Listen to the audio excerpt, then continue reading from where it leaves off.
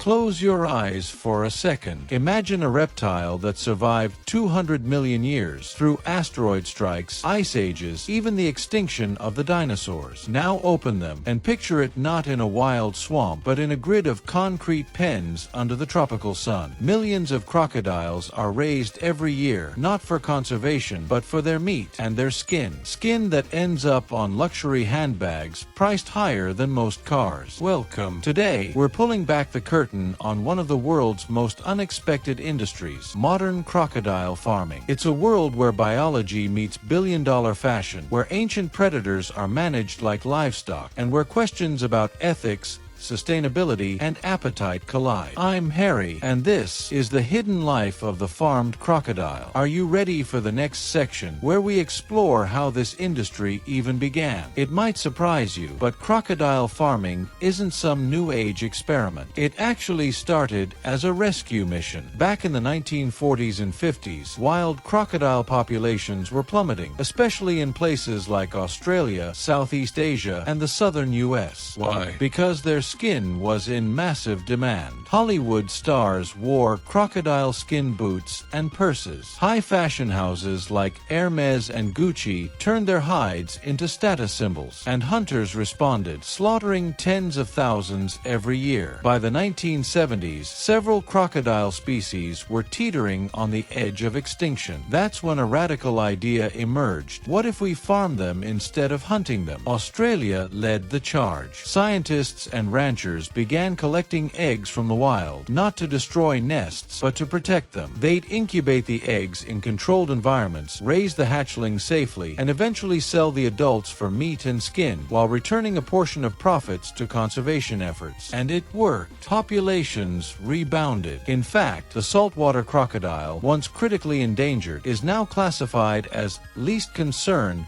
by the IUCN, thanks in large part to farming. But here's the twist. What began as conservation has grown into a global industry. Today, over 2 million crocodiles are raised annually, mostly in Vietnam, Thailand, Australia, and parts of Africa. And while the original mission was noble, the scale has changed everything. Makes you wonder, when an animal is saved by becoming a commodity, is it really saved? Ready to step inside a modern crocodile farm and see how it all works?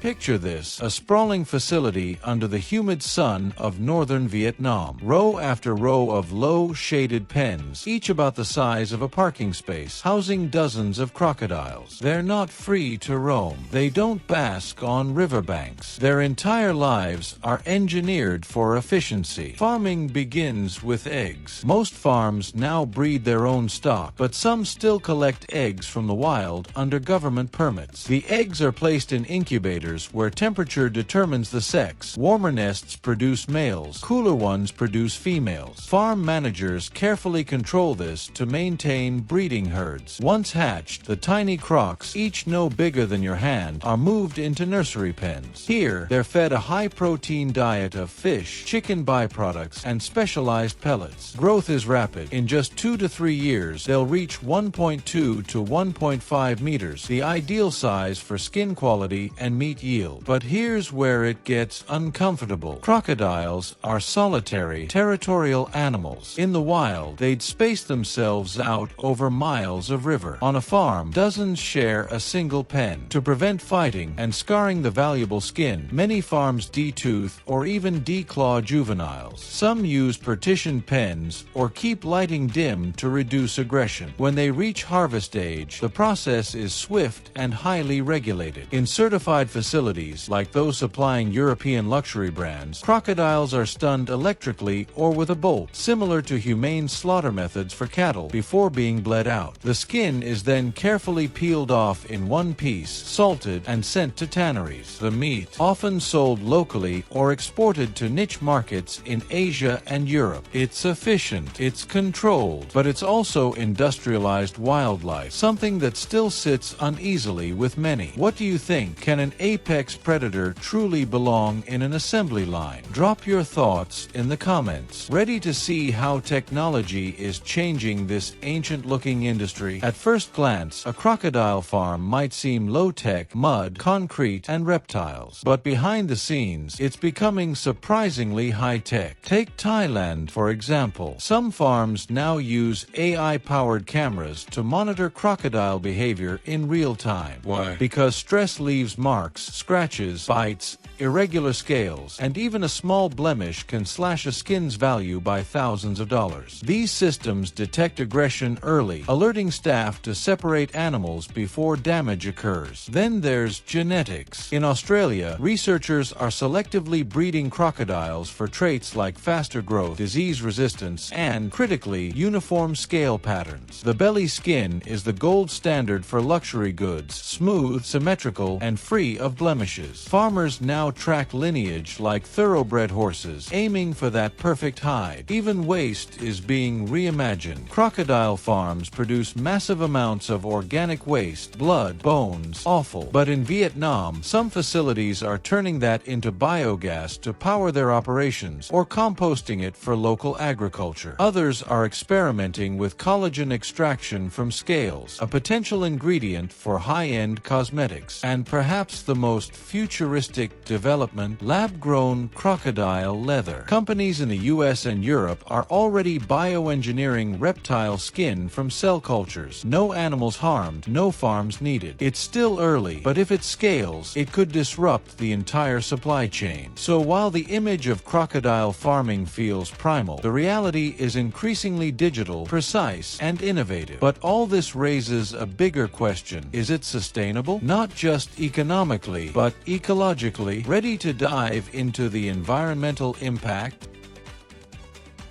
Let's be honest, farming any wild animal comes with ecological trade-offs, and crocodile farming is no exception. On the plus side, it's helped pull several species back from the brink. By creating economic value in live crocodiles, it gave communities a reason to protect wetlands and nesting sites instead of draining them for agriculture. In Papua New Guinea, for instance, local villages manage wild egg collection as part of community-based conservation, funding schools and clinics with the income. But there are serious concerns too. First, feed. Crocodiles are carnivores. That means farms rely heavily on fish meal or poultry byproducts, both linked to overfishing and industrial livestock systems. One study estimated that producing a single crocodile skin requires the equivalent of 10 to 15 kilograms of feed. Multiply that by millions of animals, and the footprint adds up. Then there's water use and pollution. Crocodile pens need constant cleaning. The runoff, rich in ammonia,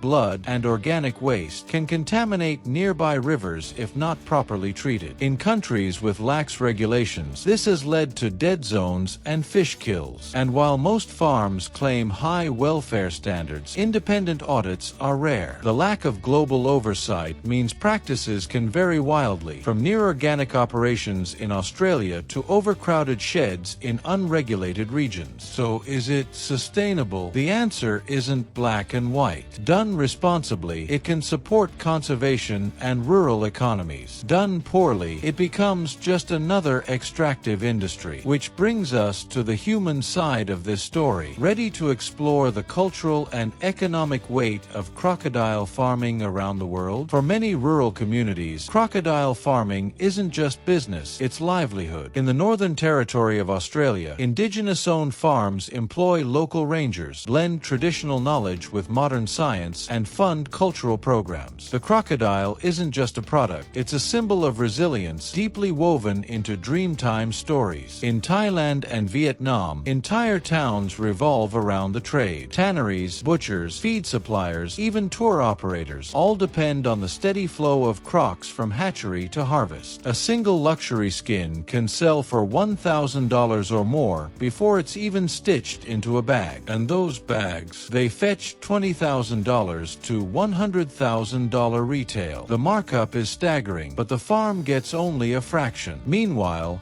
In parts of Africa, wild-sourced crocodile ranching gives communities an alternative to poaching or deforestation. In Zimbabwe and South Africa, conservancies use egg collection as a way to incentivize habitat protection, proving that when wildlife pays its way, people protect it. But there's tension here too. As global demand for exotic leather faces growing ethical scrutiny, some markets are pulling back. The EU is considering stricter import rules. Gen Z consumers are questioning whether luxury should come at the cost of a sentient creature's life, and that's forcing the industry to adapt or risk becoming obsolete. Which leads us to the future. Ready to look ahead? The future of crocodile farming hinges on a delicate balance between profit and ethics, tradition and innovation, demand and conscience. On one path, the industry doubles down on transparency, third-party welfare certifications, closed-loop water systems, traceable supply chains from egg to handbag. Brands like Hermès already audit their farms rigorously because their customers demand it. On another path, alternatives take over. Lab-grown leather, mushroom-based textiles, even plant-based exotics are advancing fast. If they can mimic the look, feel, and durability of crocodile skin and scale affordably, they could make farming obsolete within a generation. But here's what's often missing from this conversation: crocodiles themselves. These aren't mindless machines. They're intelligent, long-lived predators with complex behaviors. Studies show they recognize individual humans, communicate with their young, and even exhibit play. So as we weigh economics against empathy, maybe the real question isn't just can we farm them, but should we? And if we do, how can we do it with more respect for the animal that survived since the age of giants? What do you think? Is crocodile farming a conservation success story or a luxury built on captivity? Let us know in the comments below. If this documentary made you think differently about the hidden systems behind what we wear and eat, hit that like button. It really helps the channel grow. Subscribe and tap the bell so you don't miss our next deep dive into the surprising stories behind everyday industries. Thanks for watching. And remember, sometimes the most valuable things in life aren't made of leather, but of choices. See you next time.